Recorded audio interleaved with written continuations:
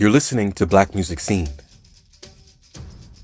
a show where we explore the incredible journeys, challenges, and triumphs of Black orchestral musicians who've dedicated their lives to the craft, breaking barriers and defining what it means to be a virtuoso. We are here to celebrate and archive the awe-inspiring stories of our living legends in Black classical music. On today's episode, we'll meet Carlos Simon, a Grammy-nominated composer, cultural storyteller, and one of the most influential musical voices of our time. Carlos's music blends gospel, jazz, and cinematic soundscapes to tell stories that speak to our collective memory, our spiritual traditions, and the urgency of now. We sat down with Carlos ahead of his upcoming premiere of his new work, Good News Mass, commissioned by the Los Angeles Philharmonic. It's a gospel-infused reimagining of the Catholic Mass that features spoken word, orchestral brilliance, and visual storytelling anchored in the Black sacred tradition. In this conversation, we talk about the creative journey behind Good News Mass, what it means to compose from a place of faith and ancestral presence, and how Carlos continues to push boundaries while remaining deeply rooted in purpose. This is Black Music Scene, cultivating community, lifting our voices, and telling our stories.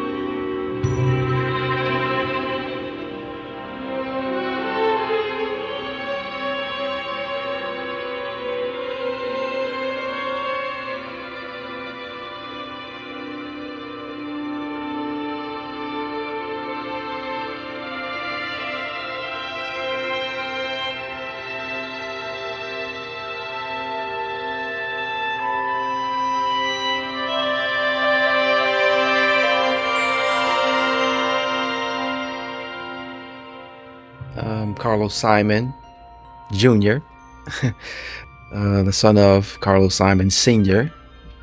and Lisa Simon. And I'm going to go further. Grandson of Bertha Simon, Richard Simon. Great grandson of Bishop Henry Chauncey Brooks and Nessie Brooks. All preachers, all ministers.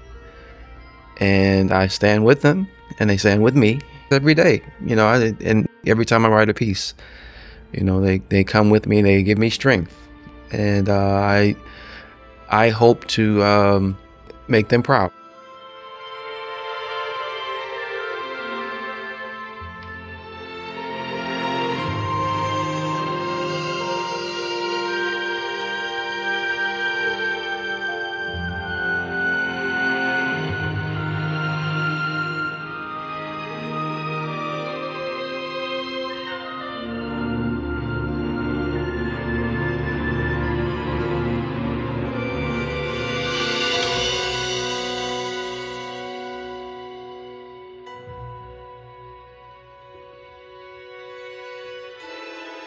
Where I'd love to begin in our conversation today is where I begin with all of our guests.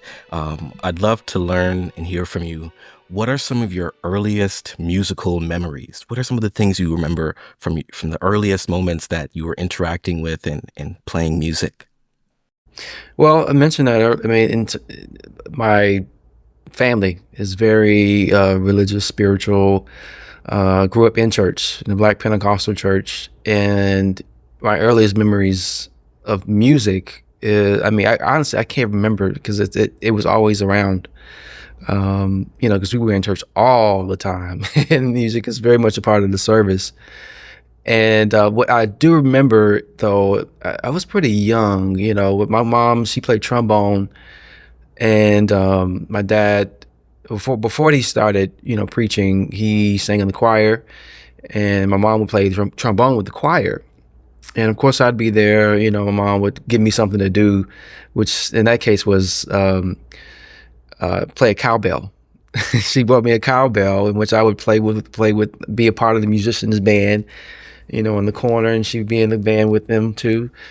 And I remember one Sunday, just kind of being behind the organist, and who just so happened to be my uncle.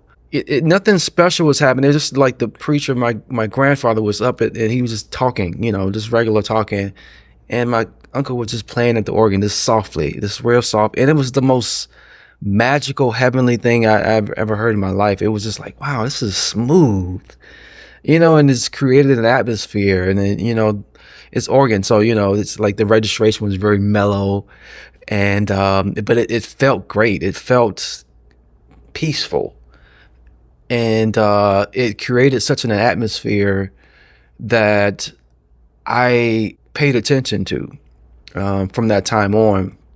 And I noticed how the music would shift the room, and he was playing softly at one point, but somebody may holler, "Thank you, Jesus." And he would pull them drawbars back and change the registration, and it would completely shift the room. The music would change. And I just felt like, the power of the music really, really affected people in a way that was subconscious, but yet powerful, effective. And for me, that has stayed with me, and so I try to keep that memory with me as I write music, and understanding, even as I was started playing in church, how does this music help people? How is it affecting people? What am I trying to say through the music? And yeah, so that's the earliest memory that I can really think of. I want to talk about your, upcoming works performance with the LA Phil. And, it's already, I can tell that it'll be, this incredibly moving and, multidimensional work and things like that. And I love the ways that it's rooted in the Black spiritual tradition. I would love to sort of take a step back and go to the beginning of getting this commission, and you kind of walk us through, what were some of your initial reactions, and how did this process sort of come together? Yeah, well, in 2021, I got a call from the LA Philharmonic saying that they wanted to commission me for work. And, first of all, I was like, "What? Are you kidding me?" I like, "Is this a prank?" Yeah. Because I've known LA Phil to be, a great orchestra, incredible musicians, and champions of new music. And I just was like, wow, how do I even approach this? And it was basically a carte blanche commission, and I wanted to, as I was thinking, gosh, it's LA, it's a great orchestra. Like, I'm terrified to write this piece. And from the very beginning, the Gustavo Dudamel was going to conduct the piece. So there was an added pressure, for it to, be successful, or at least from my end, whatever that means, And so I was like, listen, this is a lot of pressure, yes, but what got me here? What got me to this place where, I'm able to receive a commission from the LA Philharmonic? And then I thought about it for a minute. It's like, but it's really who I am, where I am, my background, my grown up in church, that has got me to this place, a unique character of Black Pentecostalism, the culture of that, all the roots and stuff like that. And I did not want to abandon that. It got me to this place, and it has always been an effective tool, an effective resource for me as a composer. And how dare I abandon it now, since, got the LA Philharmonic, coming to me. Yeah, no, are you kidding me? Right.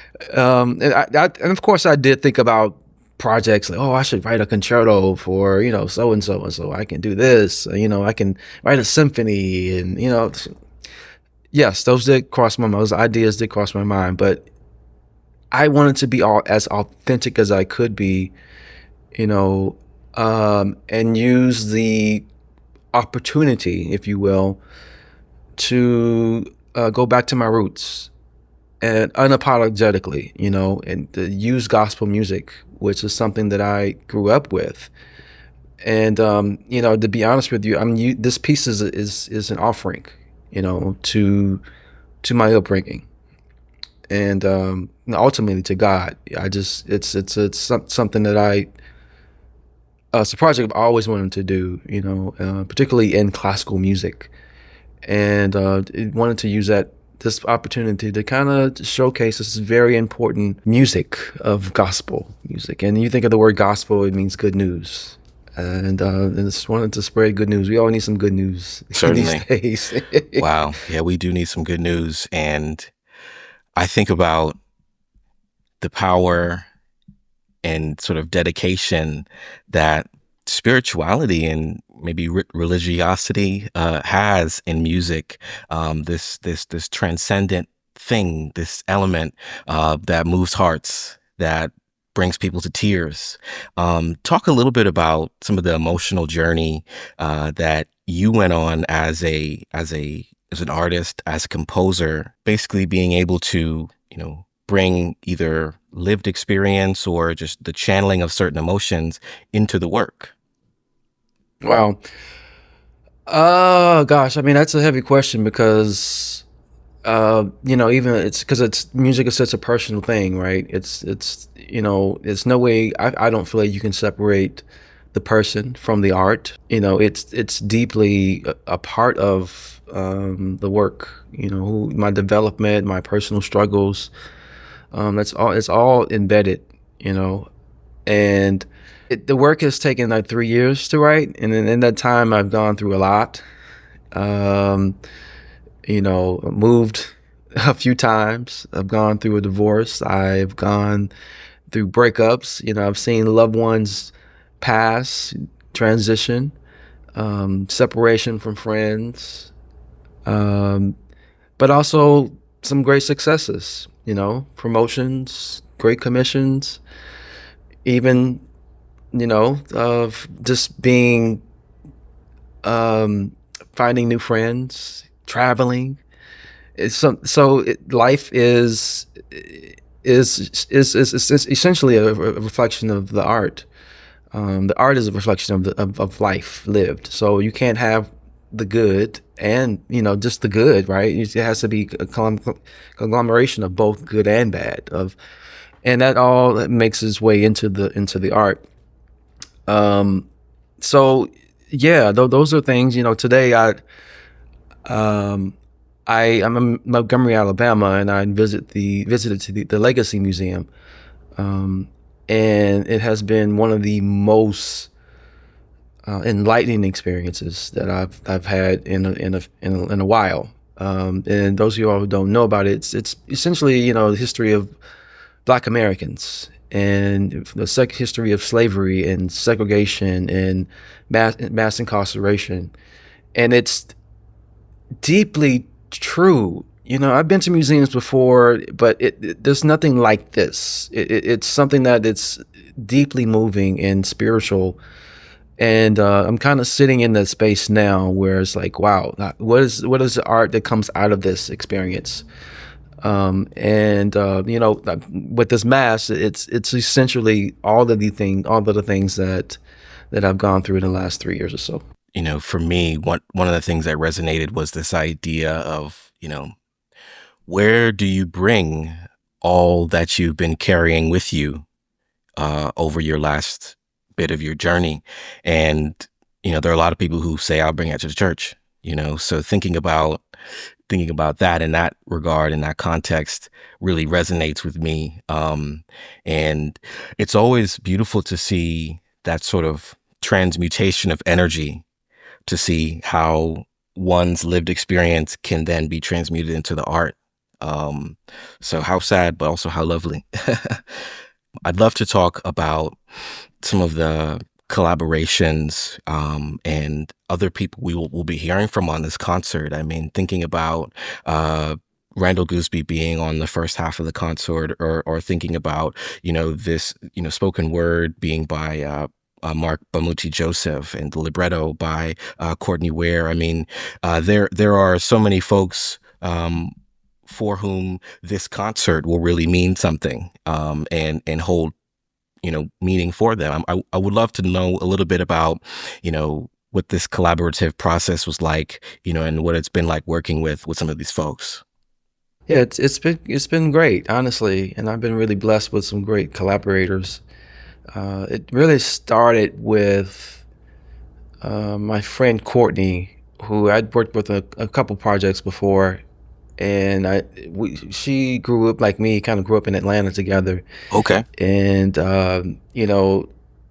and in church, so she has the sensibility of the black church, which is Okay. similar to my upbringing. Although she grew up United Methodist, I grew up Pentecostal, but it's kind of in the same body, if you will, the same kind of ideas. But she knew church culture, particularly around black choirs and the church. But I told her I wanted folks who are in the room at the premiere. I wanted the room to feel like love, um, and to feel the presence of love.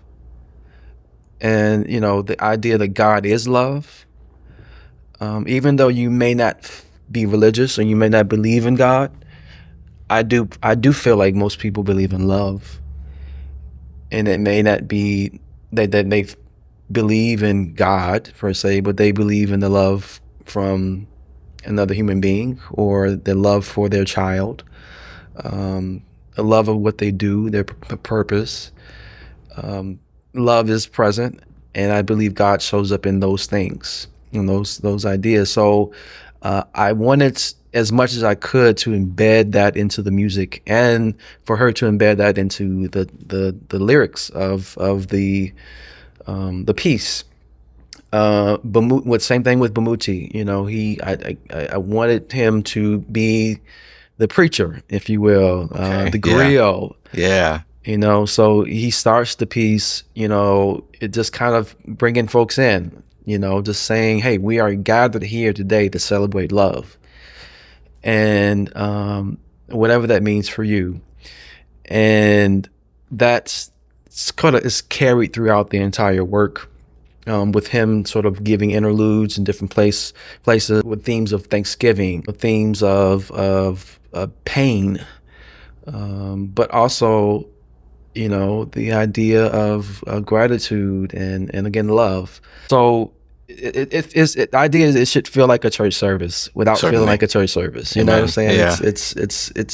It's a body of work, and then of course the film. I mean, sorry, the actual piece will have a visual element too, which the visuals are being done by Melina Mazzucas, incredible award-winning filmmaker, and I haven't seen him yet, but so I can't really speak to it. But I mean, I kind of gave her the same idea of what the piece should be, and how love shows up in the world, not just in the church, and not just through God, but also how it shows up in our everyday life. It is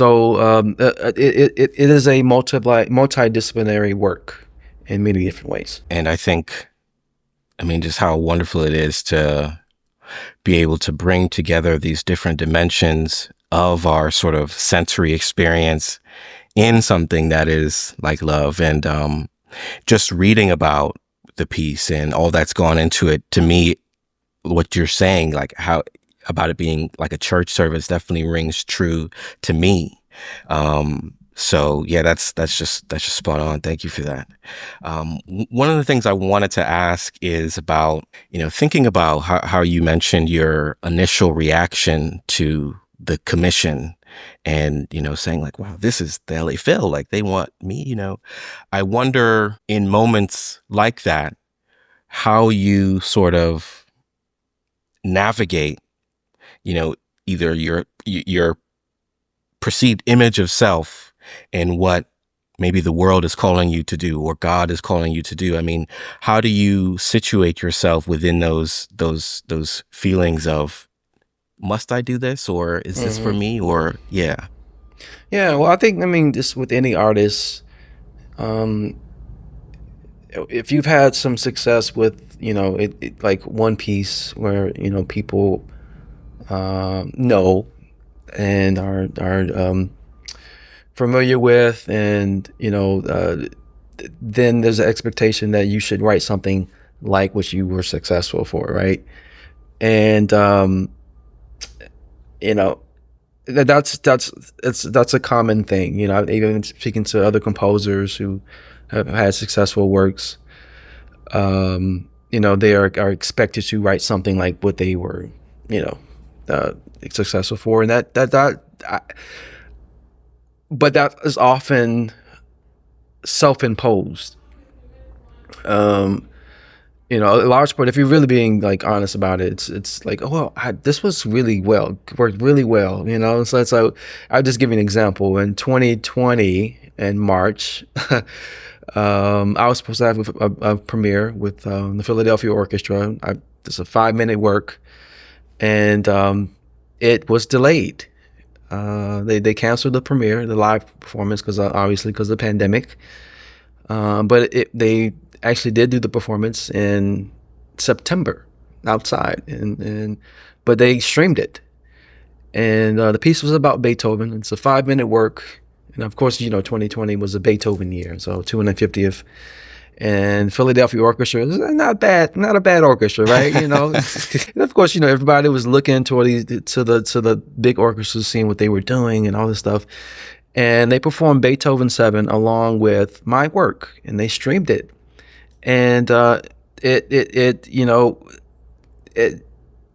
was very successful in the fact that other orchestras were playing wanted to play the piece. And I think in the next few months, I think one weekend, the piece was being performed by Chicago Symphony, New York Philharmonic, and the San Francisco Symphony in one weekend after that, because everybody saw the broadcast and they wanted to perform the piece. So I was like, wow, this is amazing. And so not shortly after, I got this is when the LA Phil called and said, we want you to write this work. And, I immediately thought, wow, they must have heard Fate Now Conquers, which is the name of the piece, this 5-minute work. I probably should write something like that because that's probably what they're expecting. And, yes, it was about Beethoven, but then that led me down the path of like, well, I connected with Beethoven because of his being honest about who he was in his work. And you can hear the work, hear his ailments through the work. How he uses low frequencies, low registers in the work. There's in the symphonies, and especially in his piano music, nothing like any of the composers was doing at his time. And I thought that, okay, if he was doing that, then why should I want to, try to be anything different from who I am? And that, for me, gospel music is very much a part of who I am. And so that led me down that path of wanting to, just to be honest about that and experiment. Here's the other thing too. I want to say, we as artists, we have to be curious, always curious, and not afraid to mess up. I think that too often, artists are really, really shunned because they may not write a good piece, whatever that means, But there's so many opportunities. Artists we have to grow, and the way to grow is to experiment. And I think having the room to experiment is vital. It's so vital to the art. And to the artist. And so this is, for me, this is an experiment, but it's also an offering. And so that's that in a nutshell. It's just I'm trying to be honest with my work. I think about this as, like you said, an offering, and it reminds me of, I think one of the things that most stuck with me from my time in the church growing up was this idea of service, this idea of being in service, this idea of, always being either supportive or helpful or doing things in dedication, to the Most Mm-hmm. High. Mm-hmm. And, I think about that. And I also think about this idea of discernment Mm. and how you navigate the feelings, sensations that come to your mind and come to your spirit when you're either making a decision in life or when you're trying to figure out whether to play this note or this note. Can you talk a little bit about how discernment shows up in your life and, how you kind of approach that concept? I think being open to the world, open and aware of that you are a conduit. As an artist, you are just a pipeline in which, a vessel, right? Just to kind of get something, a message across, and the message is something or someone way deeper than you or way higher than you are. So usually if I get, I call it downloads or this idea and it scares me, it's usually the right thing for me to do because cause I've realized it as something much bigger than I am, which means I have to grow into it. I have to find a way to stretch the limits of who I am as a person first, and who I am as a composer. So this piece, Good News Mass, it really stretched me to the limits because I have never done anything like this in terms of having, a choir and it's gospel music influence, and of course these are performers who aren't necessarily used to working with an orchestra or so you have two different groups of musicians. Like, so how do you bring these groups together? And so it really stressed me to think in a lot of different ways. How do we translate this music in one way that people can understand it and feel it honestly. So as an artist, that's what I use. If it doesn't scare me, then it's probably not the right idea for me. And understanding, okay, this is something that hopefully will help someone. I'm not just trying to write music just to show off, and to kind of show my virtuosic skills as a composer. That's ego based. I feel like been given this gift for a reason, to help people and to spread a larger, deeper message, using whatever vehicle I can to do that, whatever platform, whatever musical resource, whatever musical language. And that's something that allows me to be free. And so this is discernment. That you use the word discernment, but I think it speaks. I think to go further with that, it's really servitude. Mm. How can you be of service with using what you have? Yeah. Wow. Powerful stuff. I love it. And, as an artist, I learn every time I go through a creative process, whether it be, journeying through another etude or editing an episode of this show, there's something about the creative process and this sort of transcendent, metaphysical, alchemic kind of space that I learn something new.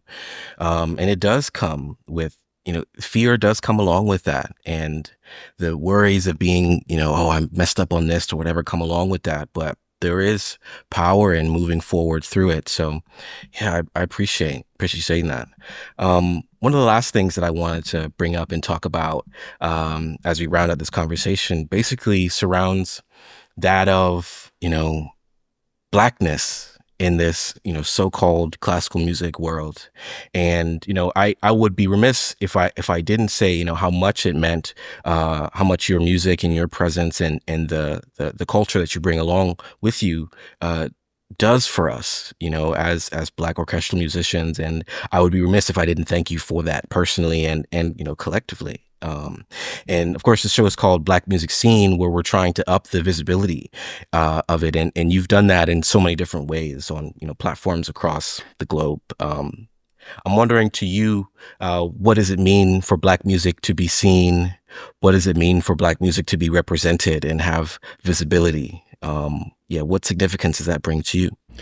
Well, I think that art reflects life. And unfortunately, too often, particularly in classical music, the art has not been a reflection of Black lives, particularly.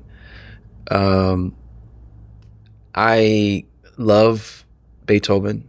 I love Bach. I love the music of Mahler. But that's not necessarily my story. And I connect with the composers that look like me because their story, in a way, it is a reflection of who I am, and I look at the music of Florence Price and Alvin Singleton and Margaret Bonds and so many other Black composers, and I connect with it on a deeper level than, say, Mahler or Takamitsu, for instance. While I love those styles and those the harmonic, variations and all these things, there's something about the Black music that I feel it's deeply rooted in who I am. So I want to say that it's for people, for composers to have a platform, particularly the orchestra, to tell stories and to use that platform as a resource to reflect the life in which we live in the world. I think that's important, particularly, for those who go to the symphony all the time and they hear Beethoven, they know all the symphonies, they can hum the melodies. But what does it mean to hear Florence Price? What story does that tell them? What level of awareness, if you will, does that bring? And in turn, when they hear my music, my hope is that they have a different understanding of Black music, Black culture, and that's it's important to me, just to have that awareness, and that this music is important to the canon. It brings me so much joy, though, when I go to concerts and there's a young person in the audience, a black person, so, and this is what I do it for, so they hopefully can be inspired to push the envelope a little more than I did. I'm not doing it for myself. I want to, hopefully that inspire other composers, other artists to push the envelope just a little further. Every generation goes higher and higher and higher, so we aren't continually starting over and over and over again every year. So that's important to me, that we are telling stories and helping to continue the narrative. Carlos Simon, thank you so much for this time. Thank you so much for your insight, and thank you for your service. Thank you, David. I appreciate you. Thank you so much. Hopefully this helps someone. The Black Music Scene podcast was written and produced by David Norville. The Black Orchestral Network is sponsored by the Gateways Music Festival and generously supported by the Mellon Foundation and the New York State Council on the Arts. The Black Music Scene podcast is a product of the Black Orchestral Network, where our mission is to cultivate community, lift our voices, and tell our stories. If you'd like to get involved and support the Black Orchestral Network, please visit blackorchestralnetwork.org. Thank you so much for listening, and see you next time.